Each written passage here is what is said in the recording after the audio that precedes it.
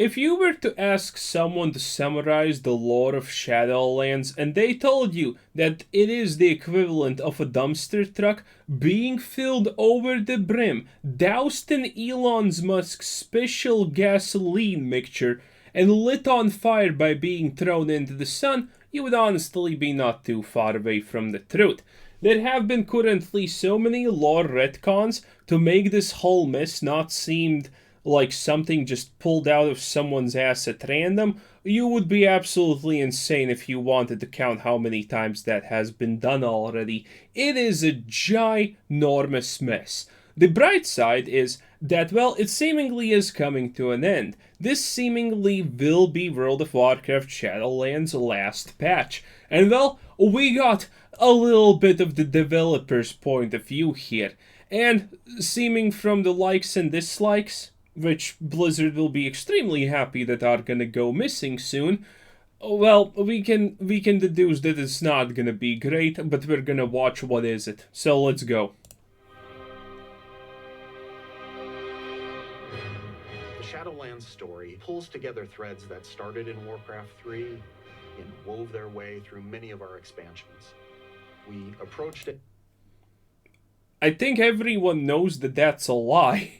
The Shadowlands lore didn't start from Warcraft 3. It started from Shadowlands and maybe like 5 minutes before the last expansion ended, or was about to end, when they were slowly running out of ideas what to do. That's when Shadowlands was created. Oh, and by the way, I'm gonna give you a summary, if you're not up to date, what is happening in the Shadowlands lore. The Jailer, who is the god of death, wants to enter the realm of the gods, so he can become the god.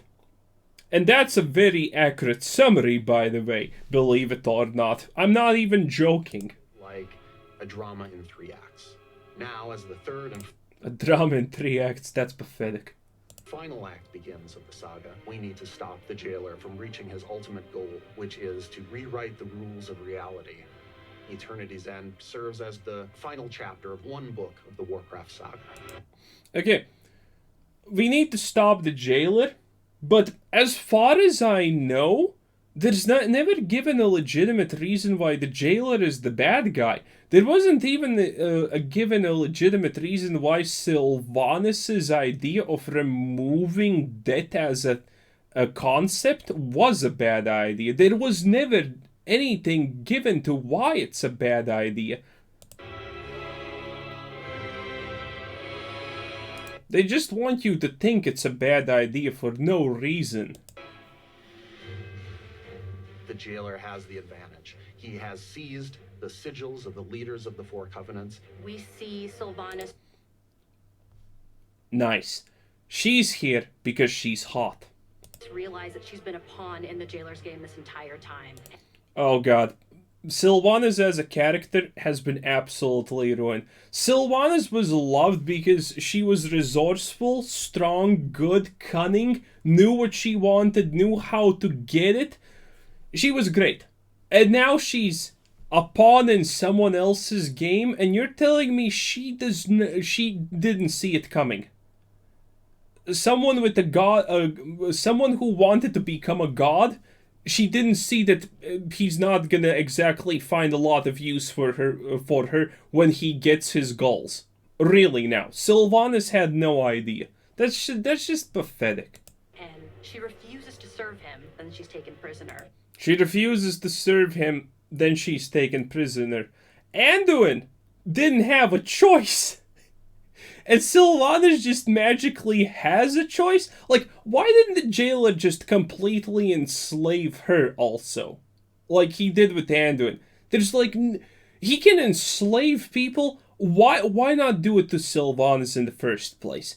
Now there's gonna be probably some dumb redemption arc for her because of that. The Jailer is able to open a portal to who knows where, taking Anduin with him.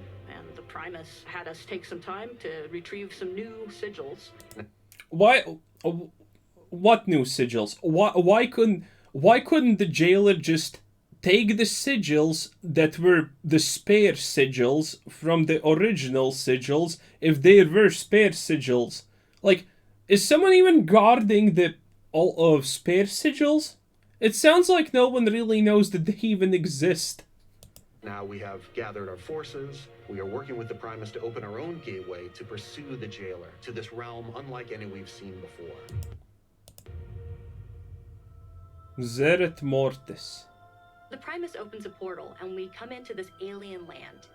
It's completely white, foggy. Looks like Northrend. You know where on an ice ground the fish people are? Yeah, it looks kind of like that, except there were ships there.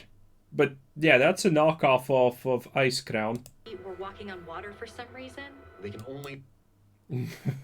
I'm sure no one has walked on water before in World of Warcraft. That's gonna be a killer new experience. make out some shapes, some figures there, some crazy devices and consoles. Crazy devices and consoles.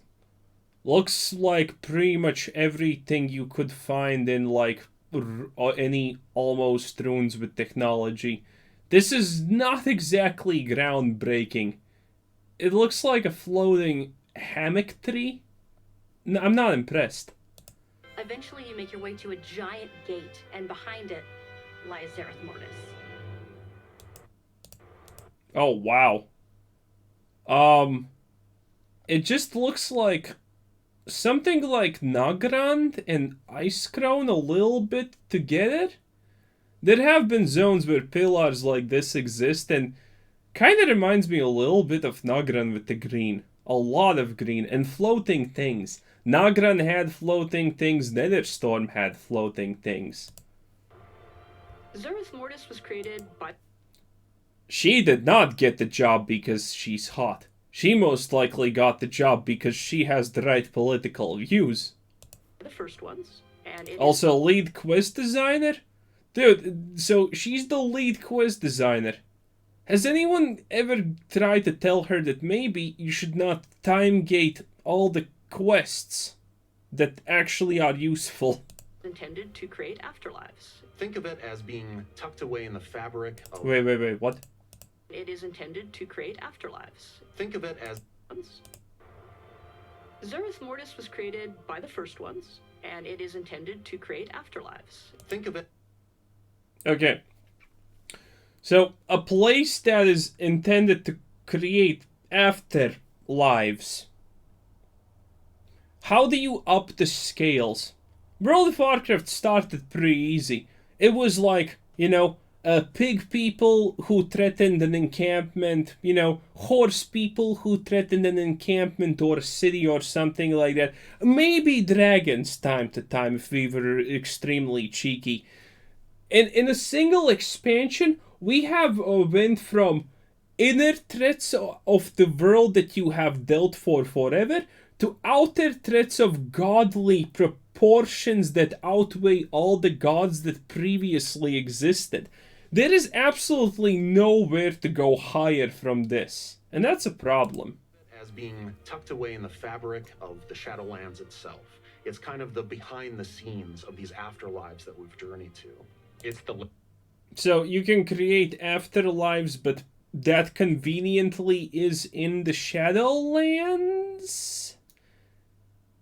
That's stupid. Is it like creating a new zone? Is it like just making a Ardenvale 2.0? Is that the ability of that place? If so, that's stupid.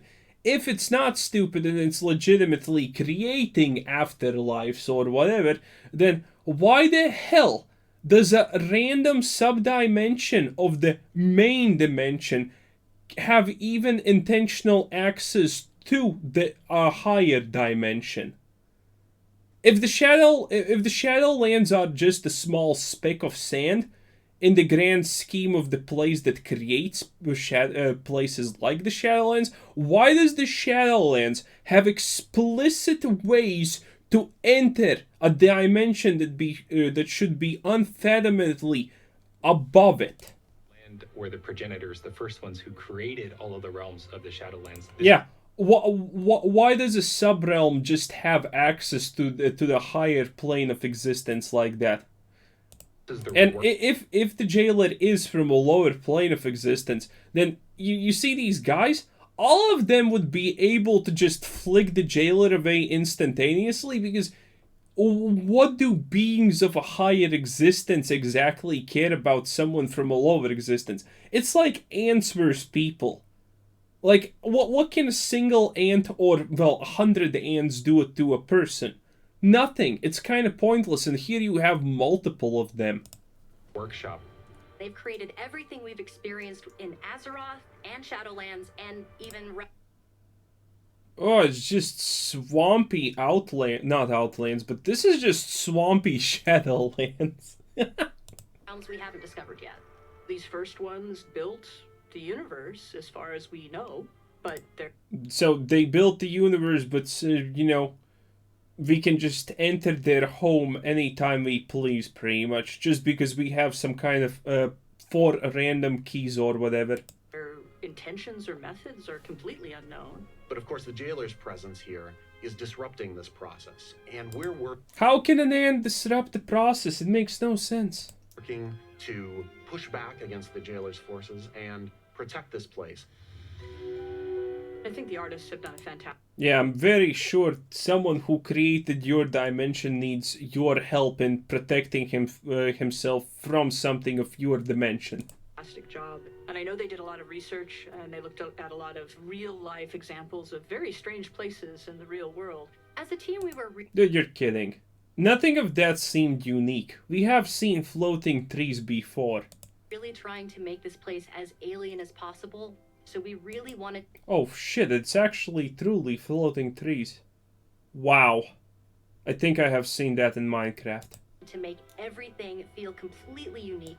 Oh god, they're really pushing the floating trees are a unique aspect of World of Warcraft, huh? Look at that. A mossy orb that looks like something we have definitely seen. And completely different. Our trees here are floating. We have... No, seriously, is this like a meme, the trees? stones that are They really love the floating tree idea. floating. We The stones are floating. Also, again, nothing is new. have the massive Forge of Afterlives that is floating in the center of the zone. And true to its name, it's something that is kind of putting together a new afterlife to be sent out into... So, if that's what's putting the afterlives together, what's the point of having a zone, I guess? the Shadowlands. We have this water all around you because Also, she's really cute. water is really the catalyst 10 out of 10. No wonder everyone in Blizzard is interested in groping and roaming and doing stuff like that. Nice! for any kind of creation. It's actually unlike any other water that we've seen before. Yeah, he did not get his position because of looks. Environment supervisor. Oh, yeah. I bet someone like this definitely thinks floating trees are a unique concept. This is actually water that we can walk on. It almost creates like a threshold. Oh yeah, I forgot water that we can walk on. How many classes have water walking? Shamans? Death Knights? I don't know what else has. There's a potion of water walking. Between Sereth Mortis and some other kind of more primordial space right below it. Right. Wait, so is Zereth Mortis the last zone, or is the zone below the water the last zone in that case? Like, if that's the last, if Zereth Mortis is the last place, then what's under Zereth Mortis? Is this gonna be like, oh no, Zereth Mortis is not the last place. The last place is the place under Zereth Mortis. You get, and then it's probably an old god. Everything you see in Sereth No, wait. 100% old gods. We're gonna find old gods there. Progenitor old gods. Mortis has a purpose, an intention behind it. For us, it was really important to find ways to convey that intention in the environment itself. And one of the ways in which we did it was through this duality between a lush and a dry biome. Are you kidding me? So, everything is just floating orbs and trees. And where they cannot put in floating trees, it's just floating orbs.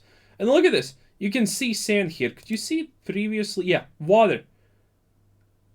Am I not mistaken? Does Outlands not Grand not have small floating islands and some of them have waterfalls? I'm pretty sure that was the case. I don't spend a lot of time in the Grand. I kind of don't like the place, but I'm pretty sure that's a Nagran thing. Definitely another storm thing. In the dry biome, we see perhaps what the original Those spiders look kind of cool. look of the zone was when the progenitors were first establishing this workspace. It's just nothing. Nothing looks unique. They took the most random desert they could find, all that already existed in game, and added floating orbs. And in the lush biome, we see the result of their experimentation with plant life and fauna and things like that. Okay. Doesn't look actually alive, though. Looks like it's made of gem. These are all test beds for what we'll eventually see elsewhere. From there, we started thinking about what kinds of creatures would be in this place. Oh. Oh, that's pretty actually cool. Look at that. That's a bug. That's a spider. That's a pigeon.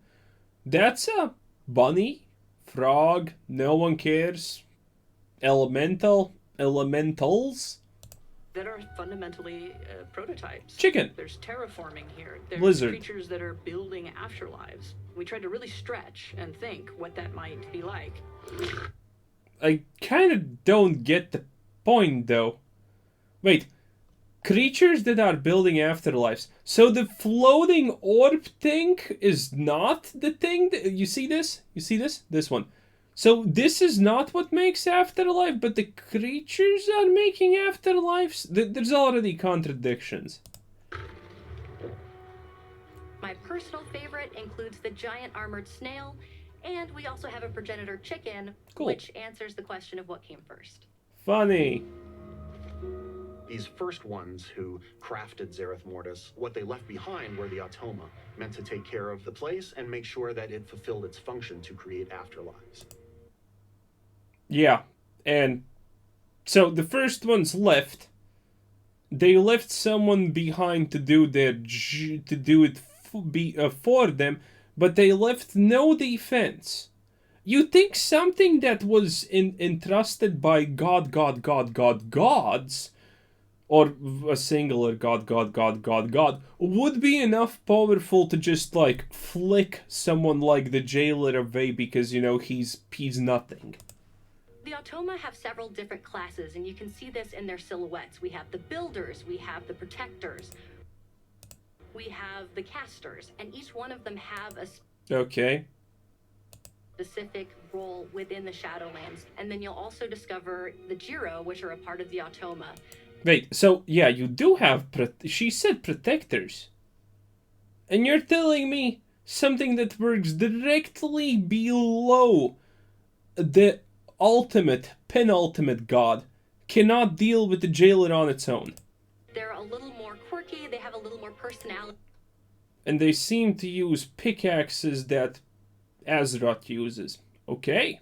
They are a little more sentient than the other Automa, so some of them even split off to pursue their own desires. Unfortunately, when Okay, so that sounds like rogue godlike entities doing whatever the hell they want.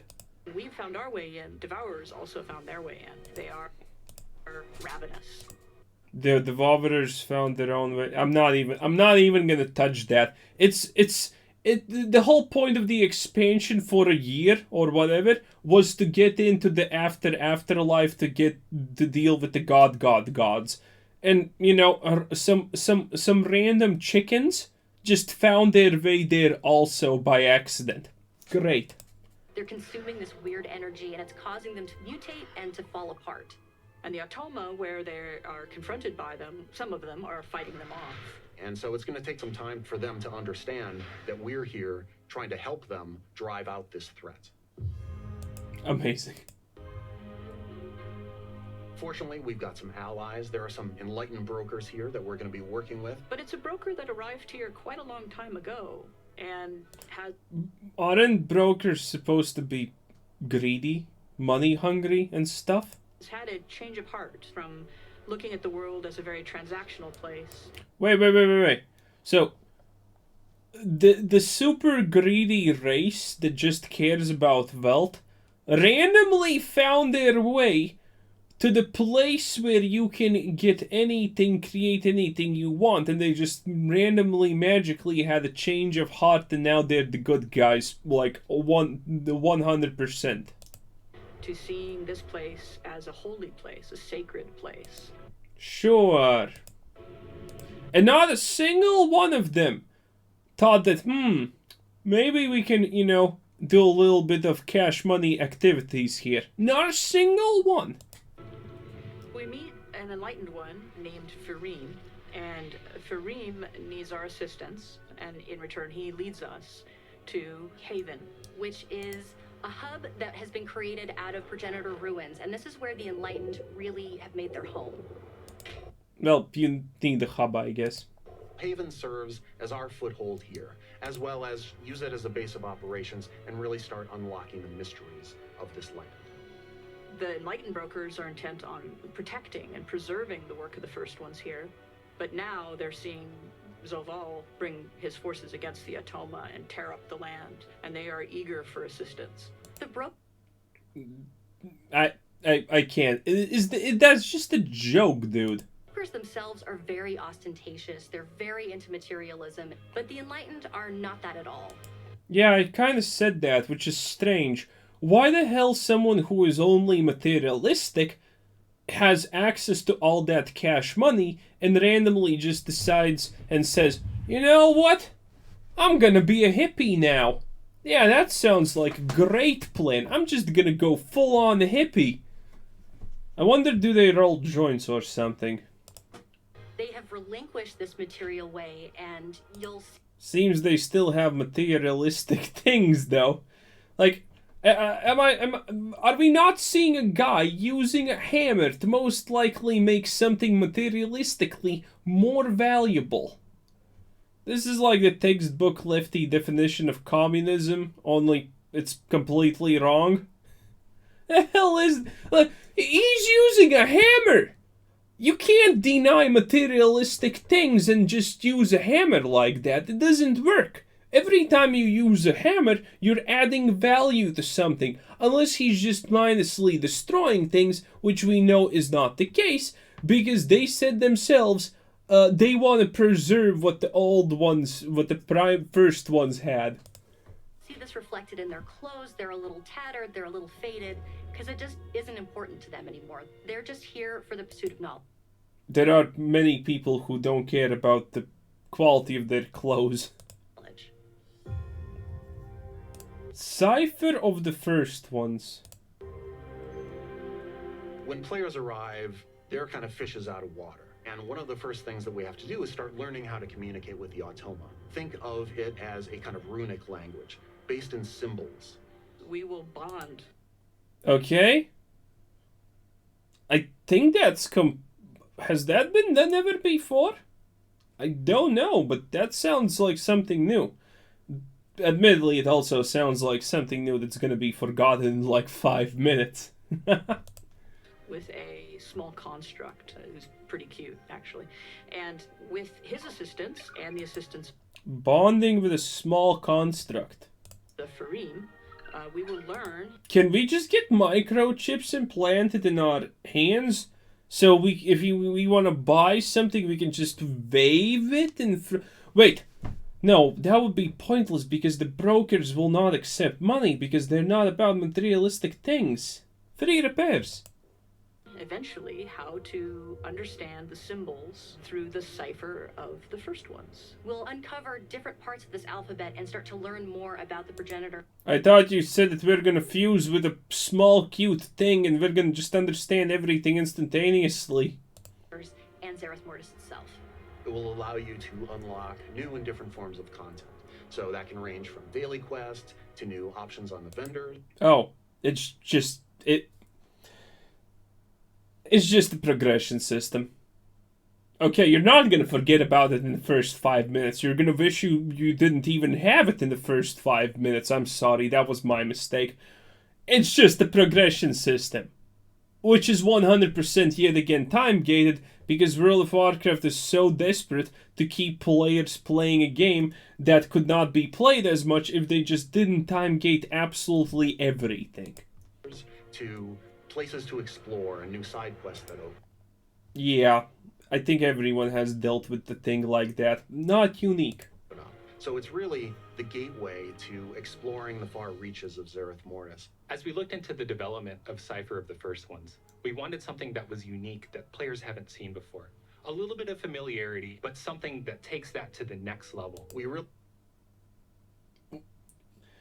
Man, you hear developers talk about shit like this, and the best part about it is obviously that no one's gonna care. Like, no one cares. It's just a bunch of ruins. No one cares. Like, why spend all that time developing something like this that no one cares about? There's not gonna be a lot of people who care about this, okay? There's not. There's simply not gonna be people who care about this en masse. Why spend so much of your development time? Why try so hard to create something that no one cares about? Takes that to the next level. We really involved the whole team in this creative process. We worked with our UI team to be able to represent those through text, through these things talking and seeing them on screen in chat bubbles and in our chat window. Little by little, these kind of runes start taking shape into words that we recognize. But it's going to be Okay, so it doesn't... But yeah, it's a progression system that doesn't matter later on. Amazing. a process that unfolds over the course of playing through Eternity's End. The Automa speak in this kind of musical language. They don't talk That does not sound like music to me, I'm sorry. the way that we mortals are used to speaking. The sound team Well, no shit, if you can't read what they write, most likely you can't understand what they say, huh? was super excited. They jumped in, they started prototyping all kinds of different sounds. We listened, we gave feedback. That looks And cool. we really ended up in a cool place. As you're playing Portal 2. Turret sounds.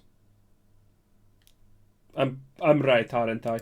through and gradually unlocking the language, you'll be able to see those words that they're saying, but still hear those tones. Oh shit, that's like the most unique idea. It's just a bad joke at this point.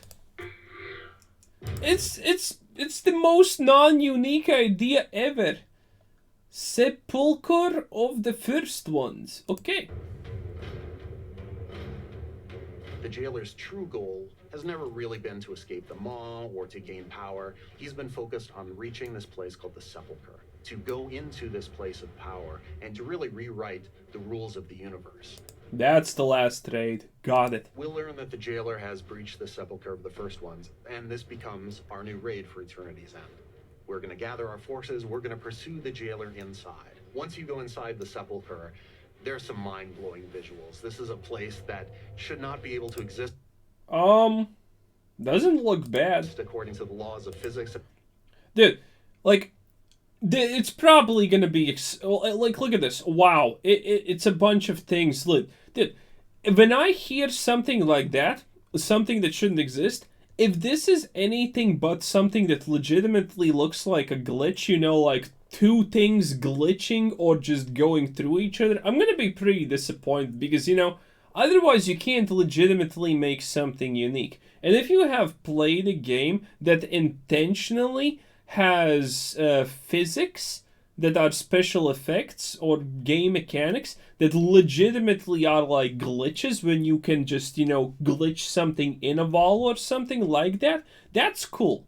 But, you know, if this is it, as you can see here, that's not impressive. It doesn't look bad, but, you know, As we know them on Azeroth, just looking out into this impossible sky of seeing these Dude, making impossible skies, please.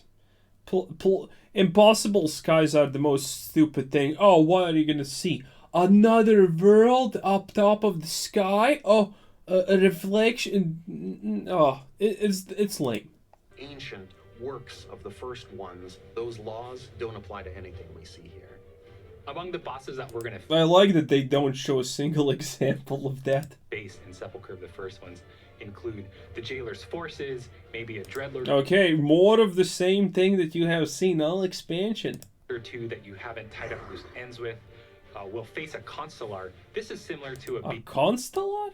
being like Algalon, but the Jailer's gotten to it and has infused his domination magic into the Constellar. Before we... What does he mean it's similar to Algalon? I don't exactly remember 100% who Algalon was. Was he the cosmic thing or whatever? But I'm pretty sure that's one of the unique ones.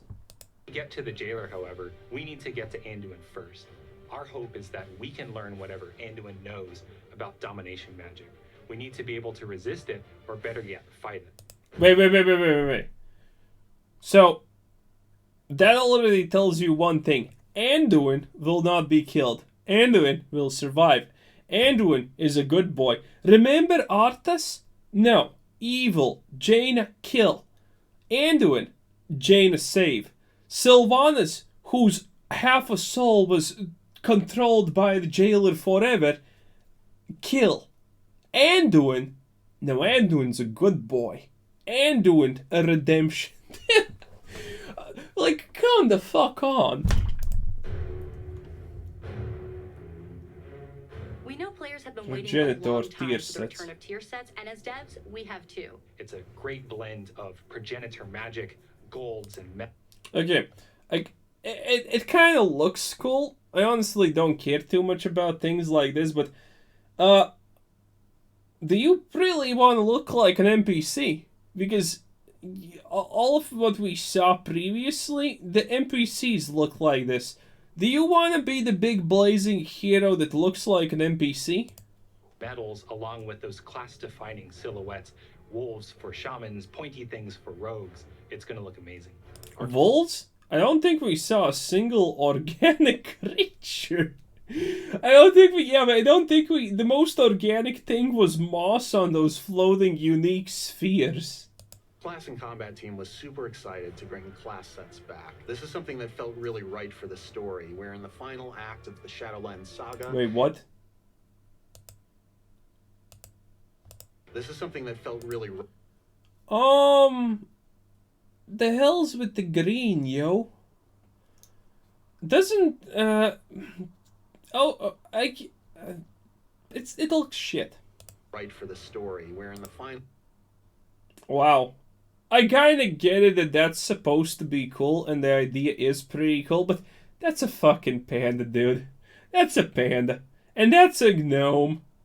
act of the Shadow... Oh no, that's a mecha gnome. That just makes it worse. Saga. We're here...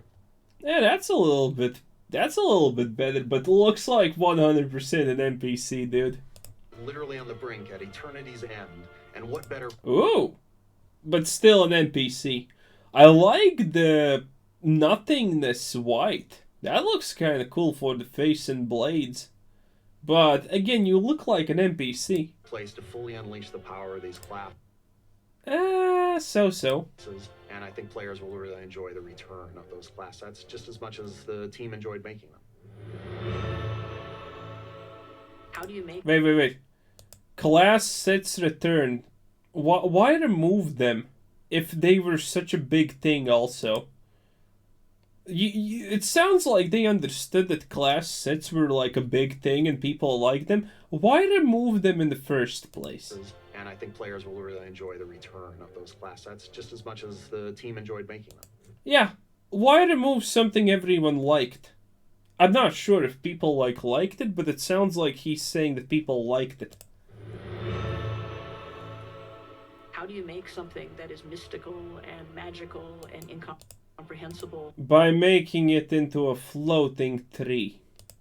and yet understandable? I think we've done a good job of finding that line. The team as a whole has been working so hard. Give this woman a raise. She is hot enough for it, Blizzard. hard, and we are so excited to get this out for everyone.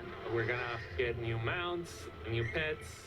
A bit horrifying for me, but exciting for some, is the fact that, you know, some of the spider mounts can now I have nothing to say about pets or mounts. fly. Who needs It's flying? the actual end game of World of Warcraft, let's be real, but I don't have nothing to say about that. Spiders, but that's also going to be a cool thing for people. We have updates to professions, to soulbinds, to conduits. There's a new dancing minigame in Darkmoon Fair. Oh yeah, I'm sure that's... I'm sure people wanted that. Of all the changes,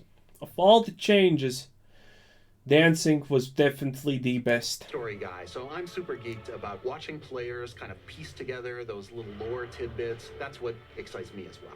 I'm really looking forward to Season 3 of Mythic Plus. Tazavesh is getting split into 2 dungeons. If you're a raider, if you chase Keystone Master, if you're an achievement collector, there's something for everyone to do in this. Shadowlands is like the final chapter of one book of the Warcraft saga, and our team is already hard at work on the next stories to come. Can't talk. Oh god, wait.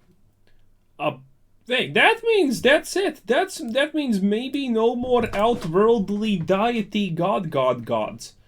That's what he said. That's what that phrase means. Talk about them quite yet, That's good. but when the time is right, we're going to be really excited to share them with you. They probably don't have a single clue what they're gonna do next. Like, let's be fucking real. They didn't have a single clue what to do with Shadowlands, and now they don't have a single clue what to do with this crap. Let's be 100% real. They are clueless. Okay, let's look at the comments. 4.5k upvotes. Finally, we're going to Zeret Mortis. I've been waiting to go there since we found out about it 27 minutes ago. Yep. They even managed to time gate dialogue. Oh my god, that's true! No more only time gating quests. Now it's time gating dialogue. Make an alien zone that looks like nothing we've ever seen before. Make Nagrand. I kind of thought I'm being a little bit unique with Nagrand and Outlands take. Now a version of Bastion is. Oh right, it actually did look a little bit like Bastion. But yeah, I would say swampy Outlands Nagrand. Well, that wasn't a unique take from me. 2k upvotes. So when we get new developers, hopefully soon. The devs seem clueless to what made WoW enjoyable. Yeah, that seems true. Blizzard must be feeling really good about YouTube disabling the dislikes in the future. Yep, that's 100%. Most everything that is World of Warcraft related on their channel, or in their channel in general, just gets downvoted to oblivion. 50% is their lucky amount currently, and stuff like that. Let's see, what's next? Can you hire the people who love World of Warcraft? Never happening.